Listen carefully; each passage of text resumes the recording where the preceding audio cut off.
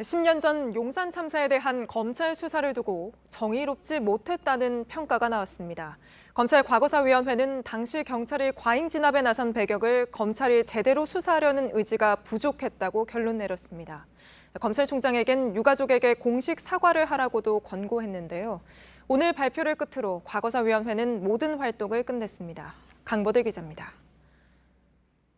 2009년 1월 20일 새벽 서울 용산 남일당 건물에 경찰 특공대가 투입됐습니다. 건물 안에 인화물질이 가득했지만 대기한 소방차는 2대에 불과했습니다. 검찰 과거사위원회는 이같이 준비가 덜 된 진압작전을 강행한 이유를 밝히기 위해 검찰이 경찰 지휘부를 수사했어야 한다고 지적했습니다. 하지만 검찰은 김석기 당시 서울경찰청장을 서면으로만 조사했고 통신 내역 등의 자료도 요청하지 않았습니다. 과거사위는 당시 검찰 수사에 대해 철거민들이 요구하는 정의로움을 충족하지 못했다고 했습니다.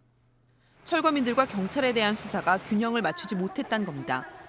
또 검찰은 유족들에게 알리지 않고 사망한 철거민들을 부검하기도 했습니다.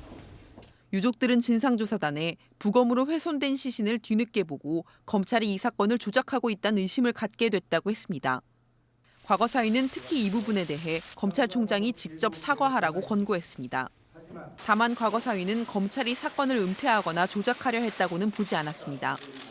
오늘 발표에 대해 당시 수사팀은 추상적 의심을 사실처럼 발표했다며 법적 대응을 예고했고 철거민 측은 검찰 수사가 부실하다면서도 형사 책임은 묻기 어렵다고 했다며 아쉬움을 드러냈습니다.